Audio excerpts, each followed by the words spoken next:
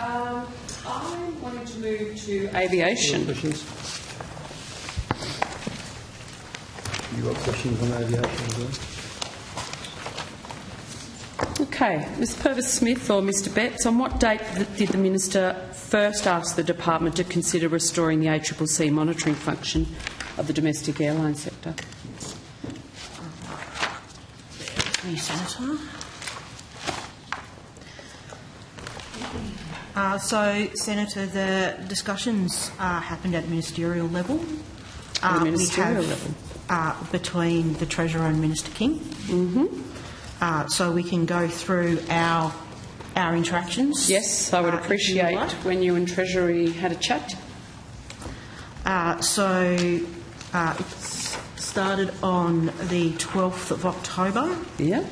That Treasury called us to advise that the Treasurer and Minister King had discussed re-establishing the ACCC airline price monitoring. On the 12th of October?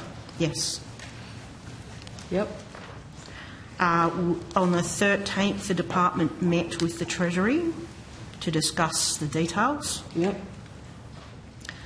Treasury provided a draft letter and a media release to the Department on which we commented.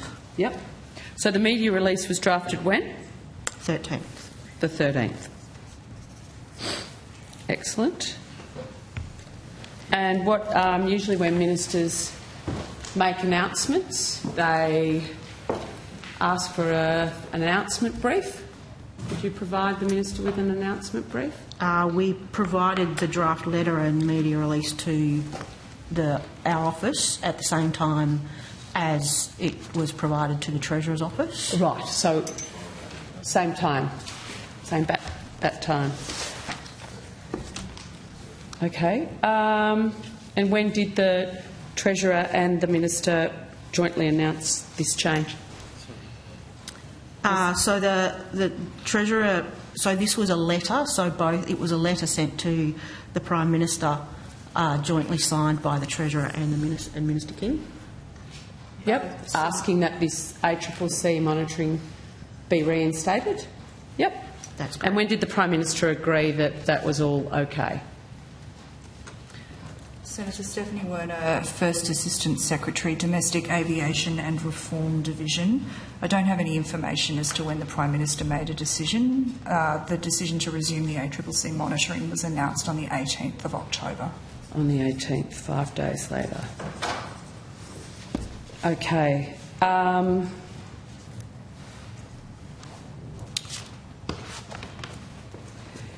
In a brief that was provided to Minister King on the 5th of June regarding the ACCC's final report, which we had a long debate about at the Select Inquiry, Minister King subsequently has made the decision to reinstate that monitoring in conjunction with the Treasurer. Why did the Department not let your Minister know that that was also the opinion of the ACCC? After the Senate inquiry, Senator? No. In the ACCC's report of the monitoring, and you will recall this because people who wrote the brief couldn't remember they'd written the brief in the inquiry. A brief was given to Minister King on the outcome of the ACCC final report, which in the final report the ACCC made commentary around this is something that should be continued, but none of that was actually in your brief to your Minister. So I think from memory the wording in the ACCC report was that this reporting has been helpful, and we provided quite a detailed brief to the Minister. I read it. On that. So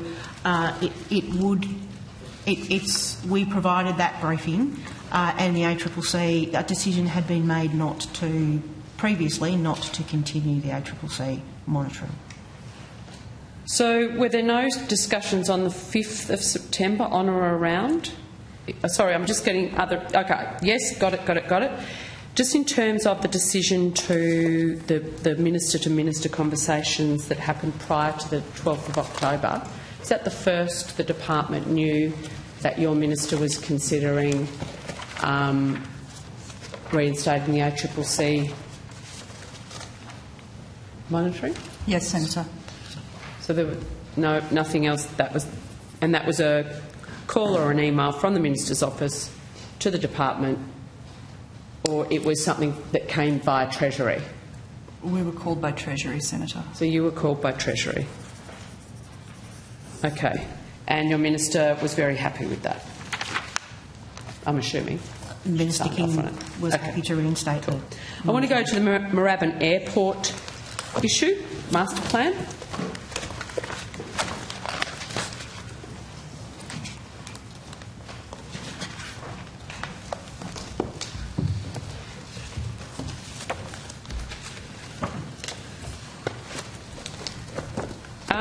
Did the minister meet with any Moorabbin Airport tenants, stakeholders, prior to her making the decision to approve the master plan, which was announced on the 6th of September? Senator Phil McClure, Assistant Secretary of the Airports Branch, certainly not to our knowledge. Okay, well, you'd want to know. How then could the minister satisfy herself that the master plan was agreeable? The minister, for the most part, relied on the briefing that the department provided based on the assessment of the fresh draft master plan under the Airports Act. So were there any changes to the master plan design in the final approved version compared to the earlier plan that was rejected?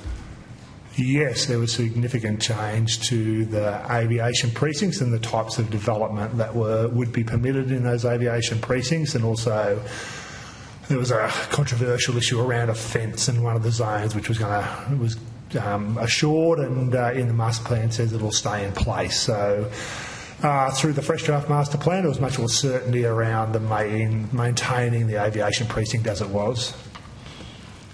And you're confident that those changes, I'm assuming you briefed the minister to approve the master plan, despite these significant changes? We certainly briefed on the changes from the rejected plan to the fresh draft master plan, and also briefed on how the fresh draft master plan lined up with the 2015 master plan that was in, well, that was still current, and how issues around certainty for aviation tenants that aviation precinct would be maintained had been improved through that fresh draft master plan. Is that a long answer of saying yes? Probably. Okay, thank you. Thank you. When Anthony Albanese, as Minister for Infrastructure, rejected the Moorabbin Airport Major Development Plan and the Bankstown and Canberra Airports master plans, the reasons were made public. Is there a reason why this Minister for Infrastructure, unlike the then Minister for Infrastructure, the now Prime Minister, won't be making the reasons for rejection or adoption public? So the rejection of the original draft master plan was done by the former Minister, former Deputy Prime You said Minister. 2015. Oh, sorry, the 2015 plan is the plan. Okay, sorry. I won't. That prevailed until we had the new plan. So this minister approved the fresh draft master plan, which got published. So it's significant changes, and she has now. Excuse me. Under the reasons for refusal, as outlined in the letter from the Deputy Prime Minister Joyce to the Moorabbin Airport Corporation, obtained under FOI, one of the reasons was there was apparently a lack of consultation with stakeholders. Is that correct? That's correct, Senator. So given that all consultation for the 2021 master plan was conducted prior to the rejection of the first draft master plan, how did the department come to the conclusion that adequate consultation had occurred? You've just given evidence that the minister didn't go out on her own and have a few conversations, so we're assuming all the consultation was done by the department. Well, the requirements under the Act is that the airport needs to undertake consultation. So following a rejected master plan, there's no requirement for a further public exhibition period, but there was certainly an expectation, and we got detailed advice from Moorabbin Airport around the consultation they'd taken with the stakeholders and state government, local government and others in preparing the fresh draft. So in answer to my question, how did you come to the conclusion that adequate consultation had occurred? You took the advice of Moorabbin Airport. We got detailed advice from Moorabbin Airport. We have engaged... Did you do anything outside of accepting Moorabbin Airport's assurances? We, from the department level, had engagement with a range of stakeholders, the local government, a number of the on-airport tenants. We attend the Community Aviation Forum. So we... but specifically on the master plan, because there's significant changes, and we didn't go out and consult as we would on the first draft plan. There's been significant changes, and I'm hearing that the department nor the minister went out and conducted significant consultation on those changes, but accepted Moorabbin Airport's assurances that they were consulted on. So with all master plans, Senator, the requirement for public exhibition and public consultation lies with the airport. We, as I say, we have engagement separately with a range of stakeholders, but the actual public consultation process is something undertaken by airports in the development of major development plans and master plans. Do you know who approved moving the said fence that was approved, I think, to be moved 50 metres to the east to allow construction of warehouses? Instead, it was moved 300 metres to the east. And there was additional road distance approved. Who made those approvals? So those issues... Because that was Minister McCormack, former Minister McCormack, made some approvals, and it's gone way beyond what was actually approved. So those decisions aren't things that are put to the minister or the department. What the determination is, what is allowed under the prevailing master plan, and under the 2015 master plan, there was nothing preventing the movement of that fence and the changes in the aviation precinct. Did the department brief in favour of approving the master plan in its advice to the minister, or did the minister not accept the department's advice? We generally not go specifics to what we recommended, but as I outlined, we certainly were supportive of the improvements that were made. Right, so the minister accepted the department's advice in this instance?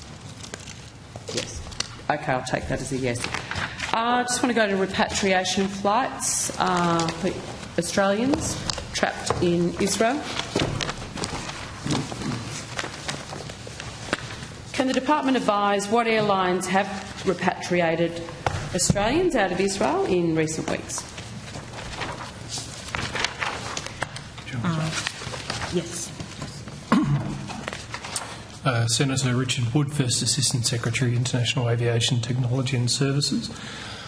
So there have been repatriation flights from Dubai with both Emirates and Qatar. And there was also Qatar Airways. Yes, that's correct.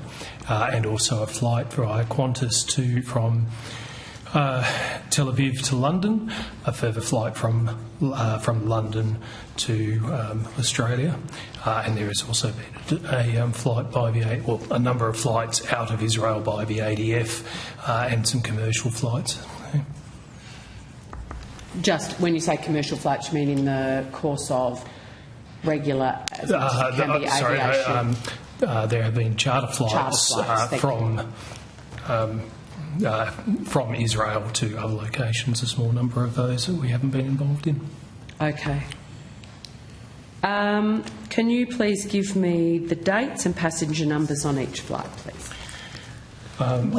Senator, just to let you know, we will provide you with what we can. I appreciate... DFAT take the lead on this, and we don't have all of the details of all of the flights or the passenger numbers. We will... But what you have would be really helpful. Thank you.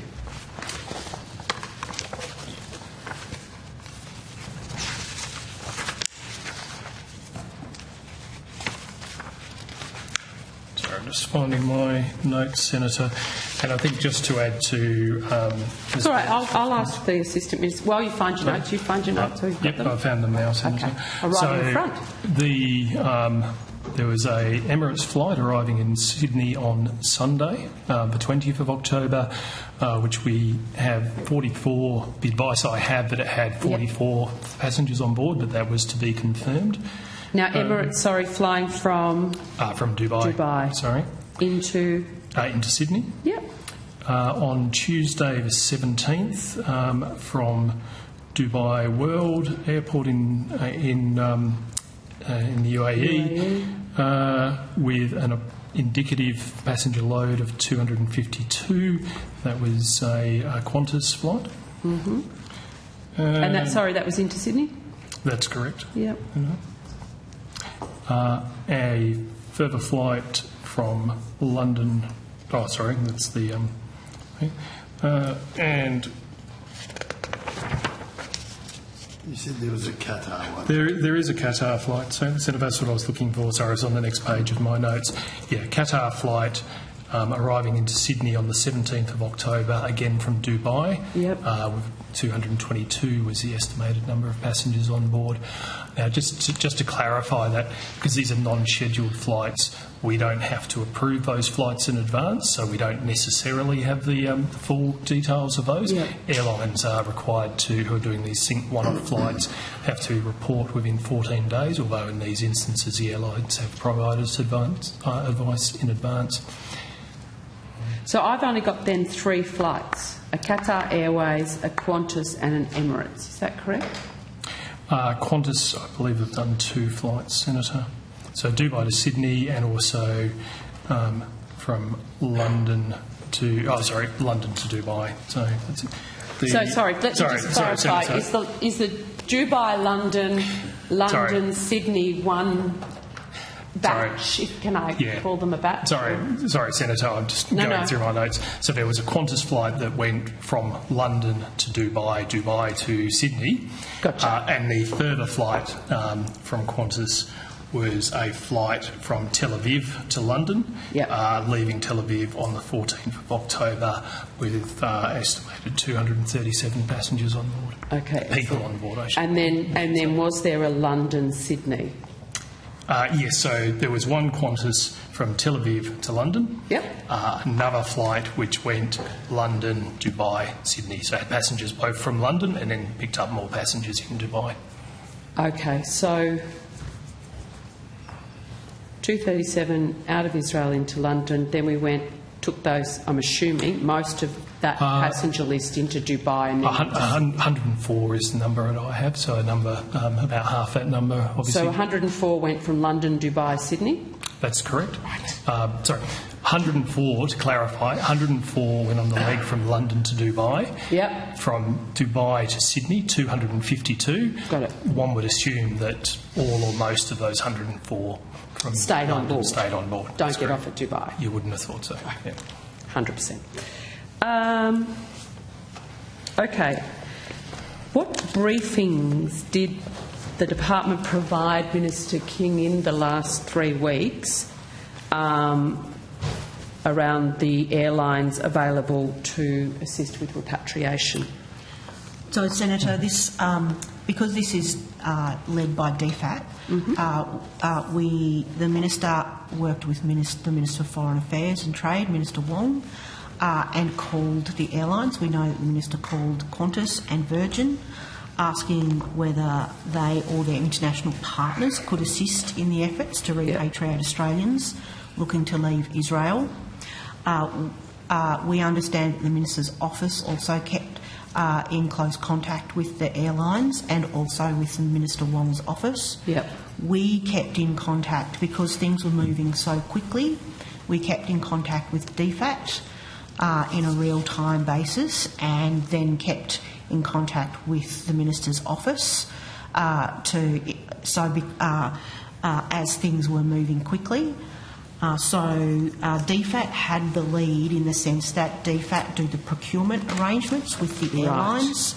Right. They also know through their consular services where people are and how many people have registered to be repatriated to Australia. So they took the lead, but we kept in contact with them, and the Minister directly contacted the airlines and kept in contact with the Minister Wong and So her who office. contacted the charter flight proponents? I think that was DFAT. Okay. The other issue is defence. There was some ADF, and so DFAT would have liaised with the Department of Defence and also possibly Home Affairs. Probably Home Affairs? Well, in terms of, well, they did liaise with the Department of Home Affairs, I do know that, but so because they were the lead, we kept in contact. We didn't want to duplicate, for example, because things were moving so quickly on needing to talk to multiple people about the same thing. So when were those airlines contacted? You said the Minister rang Qantas and Virgin. What was the date of those two phone calls? I think they were on the 10th of October. Yeah, I believe that's the case, Senator. Yeah. Yep. And then her office from the 10th kept in contact with them. That's my understanding. And can I get an understanding of the cost of those flights? We don't have that information, Senator. It's a matter for Department of Home Affairs. They own that part of that process. I am just trying to understand the process. Yeah. So you said the cost of those flights. So again, DFAT. So, but if DFAT's doing the procurement, aren't they then also in charge of yes, I think bearing it's the DFAT. cost? Who pays for this? Yeah, Senator, to the extent that there is cost involved, it's a matter for DFAT. They hold the appropriation. Not Home Affairs? No, DFAT. It's a consular services are a clear responsibility of DFAT, and this falls in that area of responsibility. Assistant Minister, there's been reticence, shall we say, from the government. There's been a lot of clapping for Qantas's role in the repatriation of Australians from a war zone. There's been little or no mention of Qatar Airways' involvement of getting Australians out of a war zone safely and securely. Are you thankful for Qatar Airways' involvement? We are. Oh, you don't need to run a protection racket. Assistant Minister Brown is well across the brief. All carriers is the language we use, unless we're talking about Qantas. Not at all, Senator. Of course, all carriers that were involved in bringing Australians home safely are thanked. But my understanding is it was Qatar Airways that asked that the flight not be publicised by the government, so we respected that. You've been very... Yes, but now it is public, I guess, as are all the... We were respectful of the request. Yes, I appreciate that. I appreciate it. Senator White, you do not need to run a protection racket. I mean, it's enough. It's enough. It's clear to the whole public. The whole Australian public are very clear on the protection racket that's being run. And I'm pretty sure Qantas has shown itself to be big and bad enough to stand up on its own. Honestly. Well, I am, Chair.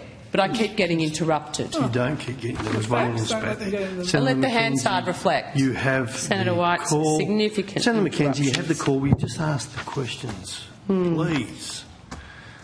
It must be just me. When did Qatar Airways, did they contact DFAT or did they contact the Infrastructure or the Minister for Transport's office? I don't have that level of detail because DFAT were... I know that DFAT put out an expression of interest process as well, and that they were in contact with Qatar Airlines. Okay, thank you. Now, just moving to...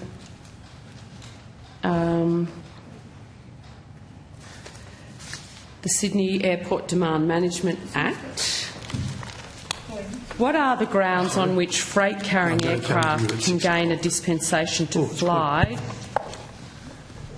during the night time curfew of 11 p.m. to 6 a.m? And I'm going to go to Senator Rice and Senator Gordon. I've just got a series on Sydney and then I can go. Senator, the Sydney Airport Curfew Act specifies the types of aircraft that can operate through the curfew period in Sydney. It's basically an aircraft type called a BA E146. But under those Act, there is opportunity where required for the department to consider offering dispensations for other types of aircraft to operate in exceptional circumstances, which is what has been happening. It got generated at the start of COVID, and we're continuing that at the moment. Okay, can I just... So who is able to grant the dispensation? That's a departmental responsibility? It's the Secretary's delegation down to appropriate officers in my branch. Okay. And what is that process, Secretary, to apply for a dispensation? As I said... you've delegated. Yep. It's delegated, so he's better placed to speak to it. Okay. So we do dispensations for a whole range of curfew movements, planes that are delayed for various reasons, or like in specifically around the freight. We have been consulting, so the dispensations are time limited, and as they have become due, well in advance of them becoming due, we consult with various industry stakeholders and the community like who? group. Well, there's 3 primary freight carriers, which are ASL, who were formerly Pioneer. There's Team Global Express, which were previously Toll, and Qantas are the freight carriers who operate. So, sorry, Toll, Qantas... And Pioneer is probably the best way to refer to them. Yeah. We talk to the likes of Australia Post, FedEx, who have much of the freight that gets moved. We provide information and discussion through the Sydney Airport Community Forum.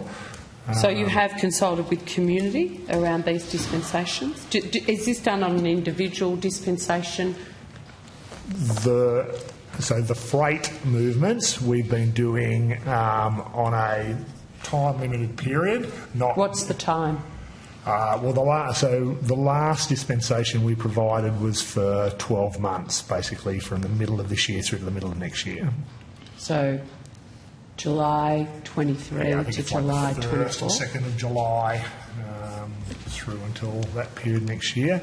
And did you consult the community about that dispensation? We consult through the Sydney Airport Community Forum. What does that mean?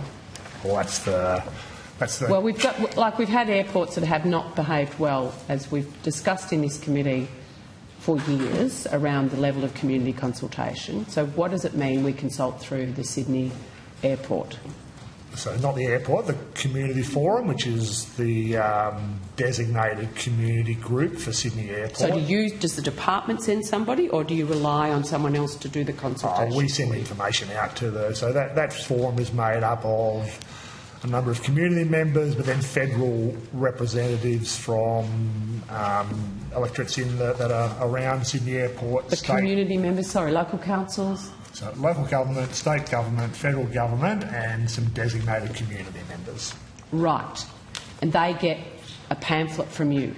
No, usually they meet regularly, and yes. that we can have the opportunity to discuss with them. Otherwise, we've got a mechanism to send emails out that will send information out that we're considering the next... Well, we're considering whether exemptions need to continue as they come due. So is the community impacted by this 12-month free-for-all aware that that's happening? Yes. They're aware. So what are the exceptional circumstances that exist right now? I appreciate COVID was an exceptional circumstance. What are the exceptional circumstances that you granted this dispensation on? So the original consideration of opening up the freight flights to upgauged aircraft came during COVID, and COVID was the trigger. But basically, the consideration was whether the overnight air freight market in and out of Sydney could be viably maintained within the confines of the Curfew Act. So at that time, because there's only one specified aircraft, which is an older aircraft. Basically, there's about 17 functional BA-146s in Australia. COVID was the first consideration, but since then we have looked at impacts that have flowed from COVID, things like challenges with getting crews and pilots, because, as you'll be aware, we've got very much a food chain when it comes to international, Qantas, Virgin, regionals, down to overnight freight. It's fairly well down the pecking order for crews and pilots. And what are the exceptional circumstances, please? The exceptional circumstance that there's no global pandemic. We have made the determination on an ongoing basis that the freight task out of Sydney cannot be maintained within the confines of the Sydney Curfew Act. So you just made... So of the 17 aircraft that are able to be approved, who owns those 17? What's the breakdown of that? They're divided between Pioneer and a group called Jet Express, which are a subsidiary of Qantas. They have the compliant So Qantas aircraft. Group and Pioneer are the beneficiaries of this decision? No. Pioneer would say they would not benefit from it because we're allowing aircraft of a different nature than they own to operate. So they have the compliant aircraft, but we haven't been satisfied that just using those aircraft would be sufficient to maintain what is a fairly sophisticated air freight network. So what are the airlines that have benefited from this decision then? That would be Toll or Team Global Express, and Qantas are using upgauged aircraft to maintain. Toll the and freight Qantas? task. Although they're the carriers of air freight. No, I appreciate it. I appreciate it. Exceptional circumstances is to maintain an air freight. I've got a little serious. I've nearly finished, Senator. I might just clarify. I just want to go to the process of granting the dispensation. Has the department sought legal advice on this dispensation? Given the lack of exceptional circumstances. So we, as I said, it commenced in COVID when we made the determination around the inability to maintain a viable network, and we've followed that process each time we've considered the. Have you gotten legal advice around your right to grant this dispensation given the lack of exceptional circumstances? So the last time we made the approval was in July. Because we've had discussions with the Sydney Airport Community Forum, and we run a bit of a session on Friday with members of that forum and the group, we did recently look to get legal advice to check on the position that we were taking. Yeah, absolutely. So have you received that legal advice? We have. You have? Are you prepared to table it? It's legal and privilege. We would not table it. No, legal and privilege. Better know what you're claiming before you say it, Mr. Senator, McClure. we'll take that on. We'll have to take that on notice. So you have legal advice. In the absence of it being able to be tabled, does the legal advice say, Mr. McClure, that you were able to make this dispensation or not?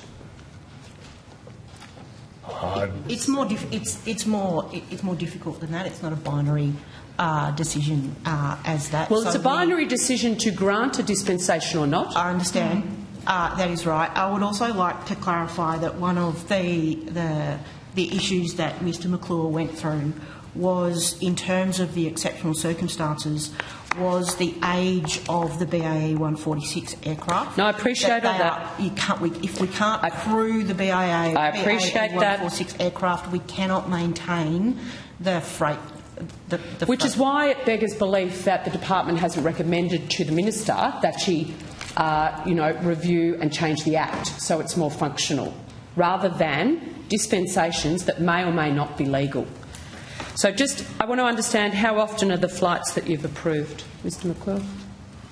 So currently up to 80 movements are permitted in every week. Every week, and this is during curfew? During the curfew period, yeah. So the Act allows 74, so there's an extra 6 movements. On top of the Act. So what time? Do you have the times that these flights occur? Look, no, I'm not 100% sure. They go out. The idea of the air freight is that a lot of goods are collected through the day, taken out of the airport, a plane will leave early morning. It's got to meet distribution points in Melbourne, other parts of the country, Brisbane, so it's a fairly sophisticated market that has timings where freight can get to regional centres, to all the major cities across Australia, Sydney being the biggest city and which generates the most freight. So, did you advise the Minister of the decision you made? Is there some obligation as the delegated decision maker to inform Mr Betts up the line and then for Mr Betts to inform Minister King? We provided advice to the Minister that at some point, I haven't got the date, I'm sorry, Senator, but at some point when we continued the dispensations after the worst of COVID had abated, we provided advice that we were continuing to consider those dispensations in a rolling program as they fell due. Mr McClure, you've approved a dispensation that runs for 12 months. I'm less than impressed with the level of consultation that was undertaken. I'm not confident that if I went into the community they'd be happy. 12 months. Does Minister King know that this has happened? I'm not sure Minister King's aware of the 12-month dispensation. Mr Betts, is Minister King aware? Well, it sounded from what Mr McClure said that he alerted the Minister up front to the way in which the delegation operated, and it is a delegation from the Secretary. Beyond that, I can't comment. So sorry, I should add that all these are tabled in Parliament, so we're not hiding the fact that all the dispensation approvals. But usually ministers like to know things have been tabled in their area of responsibility before they're tabled. There's a process for the tabling that runs through. So would it have to go up to the Minister's office prior to tabling, or you can just table without her knowing? To be honest, I'm not 100% sure how the tabling works, but it goes through our ministerial Parliament services. You mentioned in the level of consultation that local members were informed. Is that correct? They're part of the Sydney Airport Community Forum. Matt Thistlethwaite, was he informed? He was aware. The member for Grayndler, was he aware? As his electorate is a member of SACIF, yes. So the Prime Minister knew this was happening, but we're not sure the Minister knew this was happening. So I don't know exactly what level of knowledge people have, but the federal members that are in Sydney that could potentially be impacted by the airport are on the Sydney Airport Community Forum email list. So Anthony Albanese is on that list, yes? His electorate is, yes. So it goes to his office. Matt Thistlethwaite? That's right. Member for North Sydney, whichever teal that is? Yep. Member for Sutherland? That'd be Cook. Cook, sorry. Anybody else? Yes. This isn't a secret, we can get you the names. Yeah, no, but it does seem that some people knew Mr Betts and others didn't. Well, that's because and this is a concern. This is a concern that the Minister potentially, and I'm yet to receive a response. Ministers are members of Ballarat. We're talking about geographically No, I defined appreciate membership. that, but you're tabling a dispensation for 12 months for additional flights in a curfew period, and the Minister doesn't know. In accordance with the legislation and the delegations which are in place to do that, and the Minister was briefed on the nature of those delegations. And Ms Purvis-Smith, given your interjection earlier about the problems with the existing legislation, has the Department ever suggested to this Minister or any previous Minister that this legislation is out of date and it would be a hell of a lot easier for Mr McClure and whoever held the delegated authority prior to him that this legislation be updated? I'm not sure about whether the advice on that has ever been provided, but we are looking at making changes through a range of processes, including the slot management reforms and the sunsetting legislation. Well, the Harris Review sits on the desk of the Minister and refuses to act on it, and we've all got to wait until after the next election for some action on slots out of Sydney. Is it not the case, Mr Kluwer, that your dispensations favour Qantas? No, I wouldn't say they favour Qantas. They're absolutely one of the providers, but what we're trying to do is maintain a freight network. And that's, no, I that's appreciate that, Mr McClure. Benefits everybody who relies on that goods. The end outcome of your dispensation is that one airline is actually getting the lion's share of benefit. There's been no change to... So Qantas already had, and whatever, I can't remember exactly the number of 74. Qantas has been a long-standing overnight freight provider, so they have always had the ability to fly the freight flights. And we're continuing to uphold their market share. Thank you. Chair, I have no further questions in this area.